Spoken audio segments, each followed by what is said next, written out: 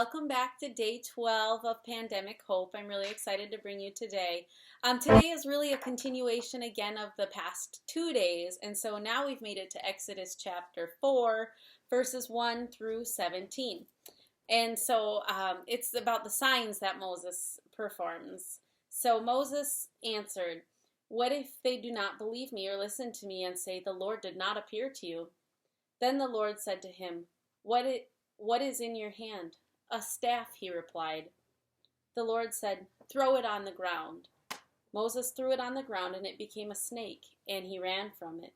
Then the Lord said to him, "Reach out your hand and take it by the tail." So Moses reached out and took hold of the snake and turned it back into a staff in his hand. "This," said the Lord, "is so that they may believe that the Lord, the God of their fathers, the God of Abraham, the God of Isaac, and the God of Jacob, has appeared to you." Then the Lord said, "Put your hand inside your cloak." So Moses put his hand into his cloak, and when he took it out, it was leprous, like the snow. "Now put it back into your cloak," he said. So Moses put his hand back into his cloak, and when he took it out, it was restored like the rest of his flesh.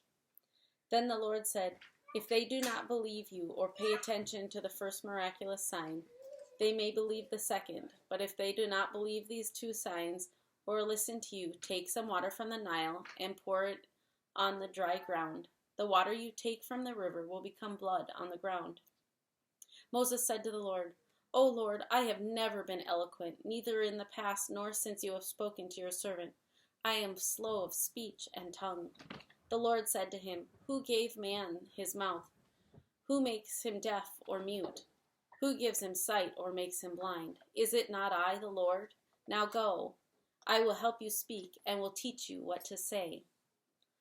But Moses said, "O Lord, please send someone else to do it."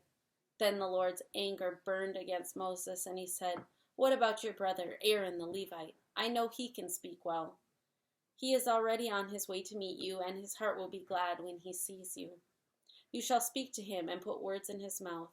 I will help both of you speak and will teach you what to do.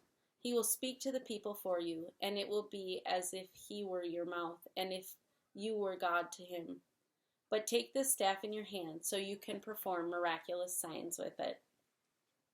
So just kind of some things to think about with that is who does most of the talking when your family sits down for supper?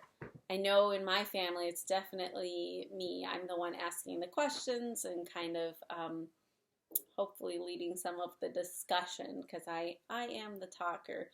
But I will say, kind of going along with the next question, I am not good at speaking in groups. That is not something a strong point of mine. So kind of something to think about is on a scale of 1 to 10. So 1 being no sweat at all, and 2 being sweating bullets. How would you feel about speaking in front of a whole group, like a big group?